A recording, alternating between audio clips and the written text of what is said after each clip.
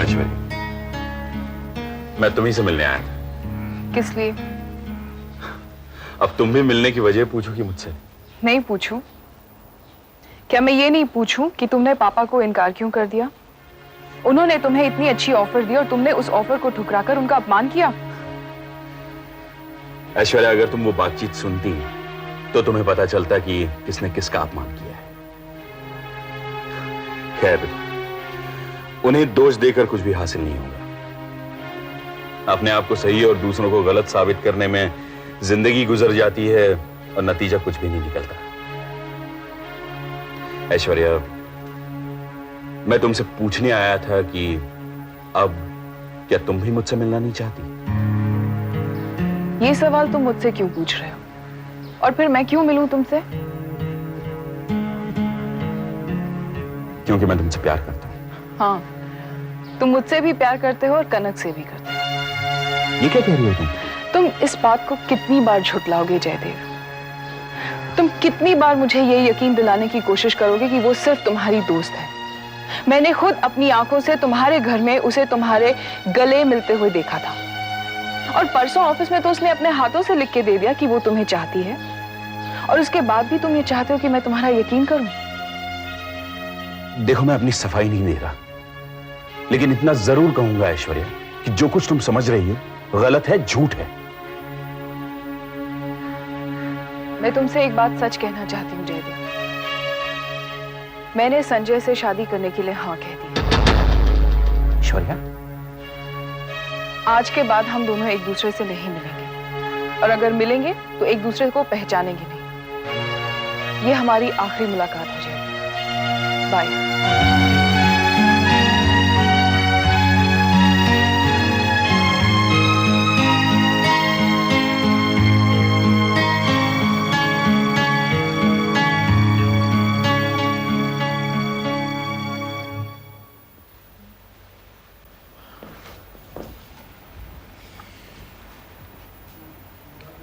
कचरी का कुछ पता चला? नहीं डॉली, मैंने कजरी को बहुत तलाश किया, लेकिन वो कहाँ है, कैसी है, मुझे कुछ मालूम नहीं। अगर वो तुम्हें मिल भी गई तो क्या कर लोगे तुम? उससे शादी कर पाओगे? मुझे नहीं लगता कि तुम्हारे घर वाले इस बात से राजी होंगे। वो राजी नहीं हुए तो क्या होता है? मैंने तो उससे वादा किया है ना कि मैं उसे अपनाऊंगा। मैं उसे किया हुआ वादा कभी भी नहीं तोड़ सकता। मुझे बहुत ताज्जुब होता है तुमसे। तुमने उस लड़की में ऐसा क्या देख लिया जो तुम्हें उससे इतना प्यार हो गया? बहुत खूबसूरत है वो। कजरी मन से बहुत सुंदर है। ऐसा भोलापन मैंने पहले कभी नहीं देखा। मेरे बुरे दिनों में उसने मेरी बहुत सेवा की। डॉली, मैं वो सब कभी नहीं भूल सकता। काश कि मुझे कजरी वापस मिल जाए। मैं उसके लिए पूरी दुनिया से बगावत कर सकता हूँ डॉली। और अगर वो तुम्हें नहीं मिली तो क्या तुम इसी तरह कुटते रहोगे? ऐसी उदास जिंदगी गुजारते रहोगे? मेरी बात मानो नरेश, उसे भूल जाओ, अपनी जिंदगी में वापस लौट आओ। कजरी मेरी जिंदगी है। जब वो वापस आ जाएगी तब मैं भी अपनी जिंदगी में लौट आऊंगा। I really hope you find her. अगर तुम उसे इतना चाहते हो तो वो तुम्हें जरूर मिलेगी। आपकी जमानत हो गई। अपनी जमानत मैंने खुद करवाई है। आप ये उम्मीद मत रखिएगा कि मैं आपको थैंक यू बोलूं। गुस्सा खूब कीजिए, क्योंकि आपको बहुत बड़ा पॉलिटिशियन बनना है। अपने आप को काबू में रखना सीखना होगा आपको। देखिए देखिए, जनता आपको सलाम कर रही है। आप खामखा का दिलासा मत दीजिए मुझे, मेरा तो अपमान हो ही चुका है। आपके अपमान को मान में कैसे बदलना है ये हमें भी आता है। पूरा केस पलट देंगे। जनता के सामने आपकी ऐसी तस्वीर रखेंगे, ऐसी छवि रखेंगे कि सब लोगों को आपके साथ हमदर्दी होने लगे। लेकिन एक बात, आपके दोस्त सहगल साहब आप ही के खिलाफ प्रचार कर रहे हैं। उनसे तो हम बाद में निपट लेंगे। मेरे खिलाफ क्या कर रहे हैं वो? अरे छोड़िए ना, अपना मूड मत खराब कीजिए, इसके बारे में हम बाद में बात करेंगे। आइए चलते हैं।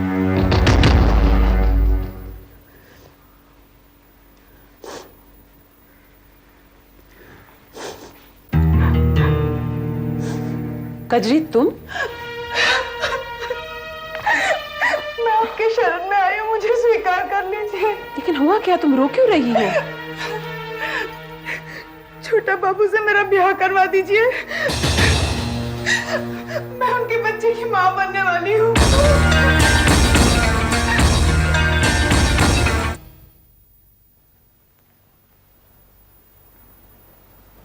आपके जिस दुश्मन को हम जेल भिजवाने की तैयारी कर रहे थे ना, वो जमानत पर रिहा हो गया। चौहान साहब की बात कर रहे हैं ना आप? त्यागी जी, दुनिया में हम और आप ही थोड़ी हैं जो बारसूख लोग हैं। भाई चौहान साहब के भी अपने कॉन्टैक्ट्स हैं, उन्हें फंसाना कोई इतना आसान काम थोड़ी है। अगर उन्हें फंसाना आसान काम नहीं है तो इतनी उठापटक क्यों कर रहे थे भैया? एक हल्का सा झटका दिया है, अभी आगे कुछ बड़ा सोचेंगे। मैं तो कुछ और ही सोच रहा हूं सहगल साहब। चौहान साहब को बदनाम करने की बजाय आपको अपनी लोकप्रियता बढ़ानी चाहिए।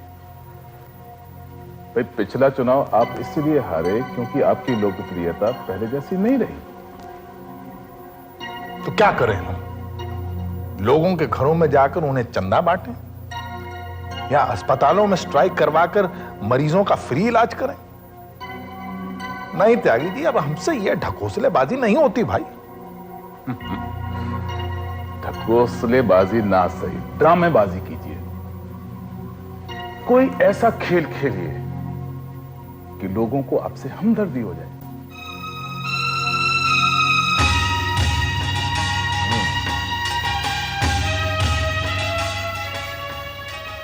अपने पर गोली चलवा दें क्या?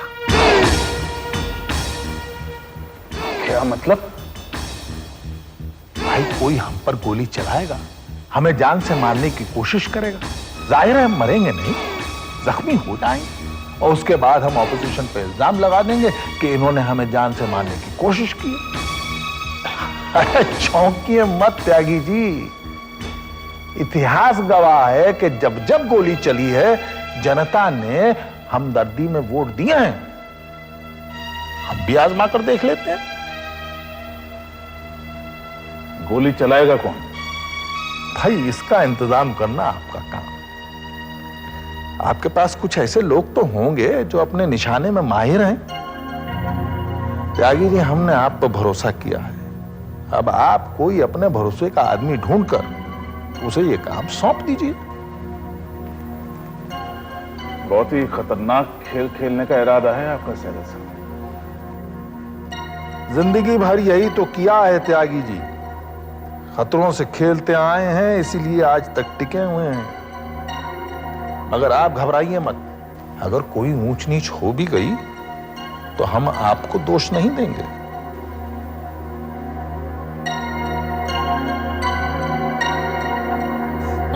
तो रज्जू भैया ना, उन्होंने हमारे भैया को बहुत डराया, कहा कि वो हम दोनों को जान से मार डालेंगे। मेरे भैया बेचारे बहुत डर गए, तभी तो हम उसी रात को भाग निकले। उसने ऐसा कहा कि वो तुम्हें मार डालेगा? हाँ, यही कहा था, और कहा कि बड़े मालिक की मर्जी के खिलाफ जो भी जाता है उसके साथ ऐसा ही होता है। उन्होंने हमें मिर्जापुर जाने से भी मना कर दिया। क्यों? छोटा बाबू हमें ढूंढते हुए वहां आ जाते ना, इसीलिए। मीरा नगर में हमारे बहुत दूर के रिश्तेदार रहते हैं, हम दोनों वहीं चले गए। फिर जब पता चला कि मैं मां बनने वाली हूं तो यहाँ आना पड़ा, वरना मैं यहाँ कभी नहीं आती। ऐसा नहीं है कि मैं मौत से डरती हूँ, लेकिन मेरी वजह से मेरे भैया की जान क्यों जाए। तुम चिंता मत करो, तुम्हें कोई नहीं मारेगा। यहाँ कोई हत्यारा नहीं है। रज्जू भैया ने झूठ बोला। मेरे भैया कभी झूठ नहीं बोलते। भैया की आंखों के सामने रज्जू भैया ने एक आदमी को छुरा भोंक दिया था। हाँ, मैं सच बोल रही हूँ। अब जो हो सो हो, वहां भी तो मरना ही है। अगर मेरे रिश्तेदारों को पता चल गया कि मैं मां बनने वाली हूँ, तो वो तो मुझे मार डालेंगे। आपका हर फैसला मुझे मंजूर है। चाहे तो बच्चे को स्वीकार कर लीजिए या फिर मुझे मार डालिए।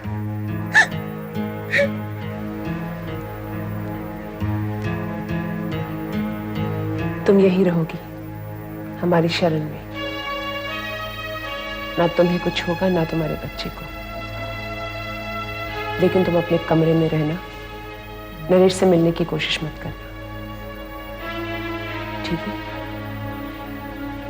अब जैसा कहेंगे मैं वैसा ही करूंगी।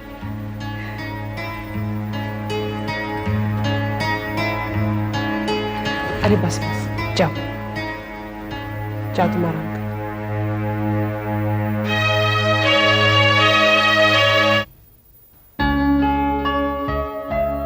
पहली बार आप चुनाव लड़ रहे हैं चौहान साहब, आपका खर्चा दुगना होगा। लेकिन एक बार अगर आप चुनाव जीत गए तो इसकी 10 गुना रकम आपकी जेब में आएगी। इस वक्त आपका बयान लिखा नहीं जाएगा। वकील को बीच में डालेंगे तो मामला और उलझ जाएगा। आपस में ही सुलटा लेते हैं ना।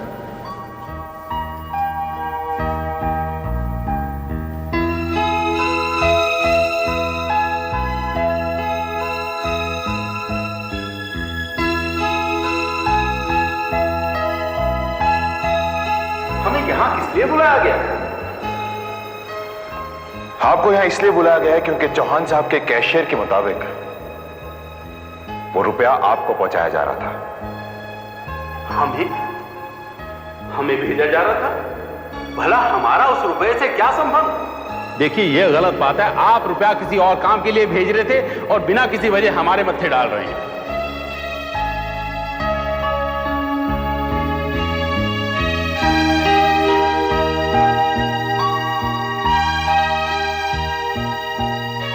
पुलिस ऑफिसर के सामने हम कैसे कह देते कि वो 20 लाख रुपया इलेक्शन के लिए खर्च करने वाले थे? जानते हैं इलेक्शन कमीशन ने कितने कड़े कानून बनाए हैं। अरे हम और आप दोनों लपेटे में आ जाते।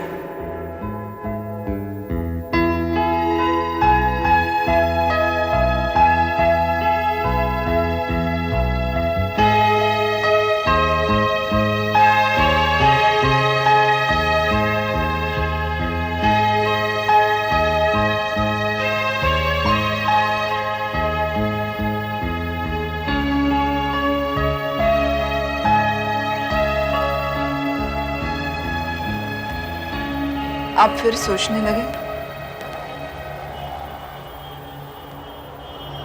हाँ सुकन्या, वो ख्याल मन से जाता ही नहीं। इंसान बहुत कुछ सह लेता है, अनगिनत दुख भी झेल लेता है, गरीबी में भी हंस के दिन गुजार सकता है, लेकिन अपनी बेइज्जती नहीं बर्दाश्त कर सकता। पुलिस स्टेशन में गुजारी हुई वो अंधेरी रात जिंदगी भर मेरा पीछा नहीं छोड़ेगी। मैं कभी भुला नहीं पाऊंगा उसे। मुझे तो शक होता है कि किसी ने जानबूझकर आपको फंसाने की साजिश की है। इतने सालों में आप पर किसी ने उंगली तक नहीं उठाई। राजनीति में कदम रखते ही आप पर ये मुसीबत क्यों आई? जरूर कोई आपका दुश्मन है जो आपको बदनाम करना चाहता है। राजनीति के फैन मैदान में एक से एक महारथी बैठे हुए हैं सुकन्या। भला मुझसे किसी को क्या खतरा हो सकता है? तुम गलत सोच रही हो। यहां कोई मेरा दुश्मन नहीं, सब मेरे दोस्त हैं। सबसे खतरनाक दुश्मन तो वो होता है जो दोस्त का भेष बदल कर आता है। तुम किसके बारे में कह रही हो? मैं किसी एक का नाम नहीं लेना चाहती, लेकिन चुनाव आप अकेले नहीं लड़ रहे हैं। आपके मुकाबले में कई लोग हैं। मेरे सामने सिर्फ एक शख्स है जिसका मेरे साथ बराबर का मुकाबला हो सकता है, और वो है सहगल साहब। और सहगल साहब मेरे बारे में ऐसी नीच हरकत कभी नहीं करेंगे। आज के जमाने में जहां 10 रुपए के लिए एक इंसान दूसरे का खून कर देता है, वहां कुछ भी हो सकता है। मेरे दिल में एक डर सा बैठ गया है।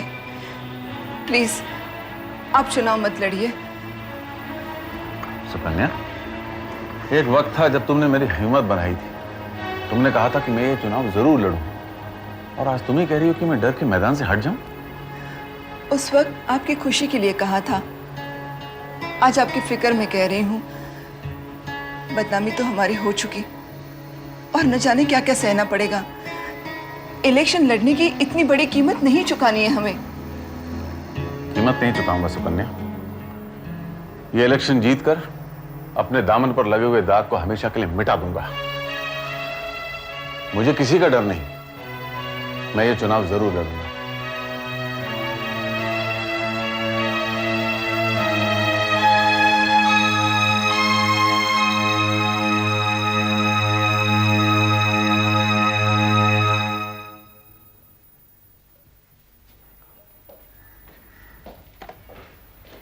ठीक।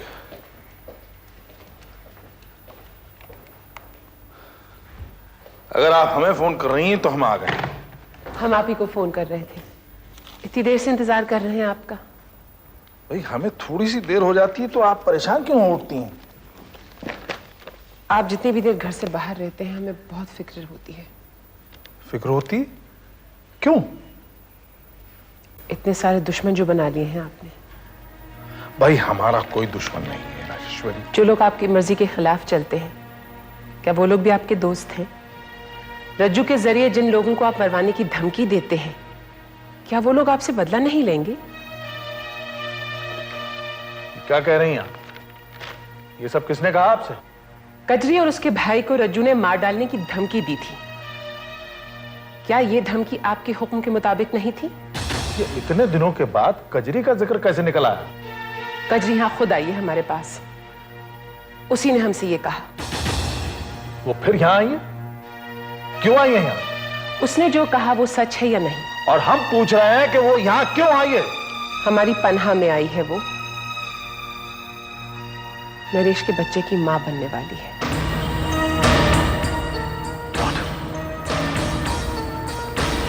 क्या कहा आपने?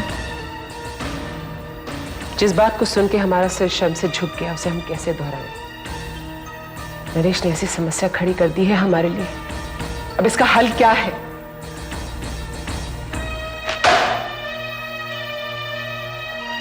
अकेली आई है यहां? अपने रिश्तेदारों से डर कर भाग कर आई है यहां। से आप डॉक्टर के पास ले जाइए और फिर कुछ दे दिला के रुखसत कीजिए। वो यहां नहीं रहेगी। अभी तक नरेश को नहीं मालूम कि वो यहां आई है हमारे पास। जब उसे पता चलेगा तो आप समझते हैं वो इस यहां से जाने देगा? नरेश की गलतियों की सजा हम नहीं भुगतेंगे। हम अभी बात करते हैं उससे।